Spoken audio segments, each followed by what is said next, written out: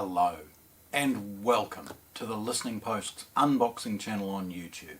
Today I'm unboxing an awesome streamer from Audiolab, their 9000N streamer. In an age where there's a lot of streaming products out there, streaming amplifiers, little pucks, modest priced ones, expensive ones, this one I have been the most intrigued with and honestly anticipating its arrival. It's stunning. One of the reasons that it's so good is the investment and partnership with the streaming platform that Audiolab utilise, but also the investment in digital to analog conversion, filtering and simplicity of analog circuitry, delivering to you an utterly brilliant experience. This is by no means cheap, and they are not designing this product to be cheap. They're designing it to be good, really good, sounding good, easy to use, effortless in its operation, and they've hit the nail on the head. Nevertheless, let's have a look. Audiolab's packaging at this level, it's small. It's all kind of the same size and shape. It's designed to stack and look really good if it's out on display. I've opted to unbox this one in silver to highlight some of the colour options that they offer as well. Nevertheless, all their packaging is protected for moisture and other things like that with sort of plastic shrink wrap, which gives it essentially like an outer carton. So before we sort of get on too far, I'm just going to get rid of it. It's sort of a hack and rip, cut and rip. It's a bit of fun actually. You get into the packaging pretty straightforward. Get rid of this. And then we get to see the original Audiolab packaging. It's a brown box, it's got some basic information. We've got stacking and weights and other things like that, the Audiolab logo, and a few of the things that this alludes to as far as its feature set. And it's a plethora of features. It's Roon, it's MQA, to name just a few. It supports Tidal, Deezer, Spotify. There's an internet radio streaming on board, all of those types of things. It's got, again, some basic information, scannable, a 3-year warranty, and then scannable information associated with the model serial number. Opening these is really easy. Instead of a traditional sort of packing tape, there's actually a paper tape, which by the way was the same basic paper tape that they used with this 20-25 years ago when I first touched Audiolab. Nevertheless, opening it's very straightforward, and we see immediately the care and attention that they've done as far as the packaging to ensure that it gets to you in one piece. It's closed cell foam, and it's suspending the unit in the middle of that packaging with lots and lots of protection for the corners and other likely things that may be damaged in freight. There's an extremely comprehensive user manual that touches on many of the operations of the 9000 series, but this is specific to the 9000N. It touches on some of the features as far as the filters that you can change and roll-offs and other things associated with it. Remember, with every digital device, the way the converter is implemented and the filters to remove noise and jitter and other things are kind of the signature to the sound, and being able to change those enables you to sort of vary things to your preference, and it's brilliant that they've got this in a relatively affordable streamer. The accessories are held in place with an additional part of closed cell foam, and the two work together to ensure that the front of the unit are left damage-free regardless of how rough the courier might be.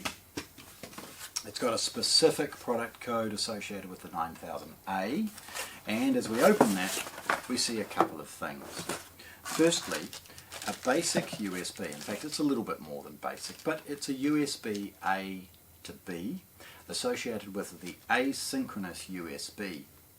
And if you've downloaded some of these ultra high resolution files, DSD and other things. By the way, it's capable of DSD 516, which is like the pinnacle as far as the resolution that you can download nowadays. So they supply you with a cable to connect your PC or laptop into this. Then a traditional New Zealand IEC power cord, and the remote control, which is secured in place with its own closed cell phone protection. Okay. The remote, like all of the series, 6000s and 9000 included, have a sort of system remote. So it means that many of the buttons aren't utilised for this particular model, but if you've got a stack, an amplifier, a streamer and a CD player for example, the remote becomes brilliant in its functionality as you switch between those inputs and are able to directly select tracks and repeat and random and all of those things as you would expect. It needs 2 AAA batteries, which they don't supply for international recycling requirements. Lifting it out of the box is really straightforward. Put it over there. I'll show the last of things, including obviously a desiccant bag to keep it dry in transit. Lifting the closed cell foam off is really easy. It is moulded specifically to the unit size and shape. Then on one end, this end, we've got a couple of sticky tape to close the poly paper bag, and then sliding that bag carefully over the feet and then bringing it over to its edge again, and we're able to slip that off with ease. Obviously very careful to make sure it doesn't snag on the feet or the controls and things as well. Right, so there we have it. Firstly, tilting it forward, we'll see that the top is absent of any ventilation or anything associated with it. If this isn't a stack, it could quite happily be on the bottom with the amplifier on top. The fit and finish and overall build quality is exceptional. It's weightier than you would expect, and it's built much better than you would expect for its price. What we've got as far as the front goes, we've got the Audiolab etched in the front panel and a basic standby control. It's a red LED and things like that. Look, if there's a problem or an error, that'll start blinking, you know. Unusually, it's got a volume control. It's a streamer with enough capacity from a dynamics perspective to be able to vary its output in the digital domain. If you're using this unit as a standalone streamer, make sure that in the setup you fix the output, ignoring this volume control. But it does give you the capability of utilising it to vary the volume output or potentially match it to another system elsewhere in the home. Then we've got the selector, which allows us to, these are both rotary encoders by the way. Nevertheless, the selector which allows you to select the inputs, which you'll see at the rear. It's worth mentioning, they have not included Bluetooth with this streamer. One of the reasons is that it's on their amplifiers, fine. But from a quality set perspective, if you're investing the kind of money involved in this high-end streamer, you're not going to be using Bluetooth as your source. You're going to be using a cabled network or something similar. This is designed to be at the pinnacle of engineering from a quality perspective. They run a 32-bit 768 kilohertz streaming capacity with ESS Sabre Pro DACs. You're not going to waste that kind of investment on Bluetooth, so it's absent. Nevertheless, they do support AirPlay 2, DSD files, MQA, all of those types of things. It's even Roon ready, so it's very capable from a streaming service perspective, but they don't support Chromecast and they don't support Bluetooth. Right, lastly on this side we've got the massive full colour display. Now this is how you navigate the setup, which by the way it's really easy to do, just push and hold and the menu comes up. It's really easy. In fact, don't let it intimidate you, have a play. Worst case, you just leave it alone for a while and it goes back to the setting it was using. Nevertheless, the display allows you to navigate the menu, change the requirements as far as your setup and other things along those lines.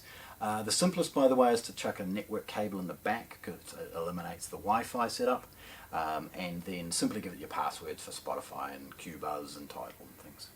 The display is excellent and it has a variety of different sort of display modes, including Audiolab and a couple of pictures. a VU meter and things like that as well. And as always, hang around for some photographs and I'll bring up some of those settings. The depth is identical to the integrated amplifiers, and again, if you'd like to see the 9000A, it's up here. As far as the outputs at the back, this is where the investment has been made. Starting over here with the rocker switch for power and a traditional IEC socket with its fused. It's a weighty, by the way, it's weighty on that side, highlighting the investment that Audiolab have made in the power supply and ensuring that that power supply is delivering clean, noise-free power to the delicate digital components. It's brilliant that they've made that investment. We see a set of excellent quality RCAs and gold-plated balanced outputs as well. Then a single optical and coaxial digital output if you were to utilise this in a system where you've got things happening in other areas. Perhaps this is a dedicated streamer for a high-end source with stereo, and then you utilise the digital output to cascade off to another room or a theatre amplifier or something secondary. The aerial that I'm just adjusting now is for Wi-Fi. Again, we would always recommend the network socket is utilised for anybody that's streaming anything of credibility. The rear USB will support large external hard drives, and then beside it a reset and a WPS, or that sort of wireless security handshake button as well. And then the asynchronous USB that I alluded to with the accessories. The vertical USB is simply for software updating.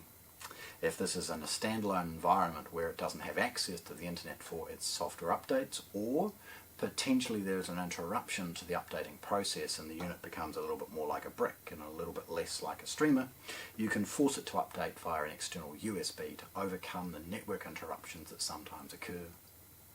Then finally we've got some 12 volt triggers both in and out, allowing for a cascade of control as far as you turn on the amplifier and everything else in the stack turns on as well. So there we have it. This awesome streamer. Again, it's a streamer. It's not a DAC with a streamer on board. It's a streamer. It's designed to be a high-end source for someone that's going to appreciate the quality and the work that Audiolab have done. So there we have it. Audiolab's brand new 9000N network streamer. Award-winning, loved by everyone. Shared today here at the Listening Post in Christchurch, New Zealand. Thanks for watching. If you want to see more, subscribe to our channel.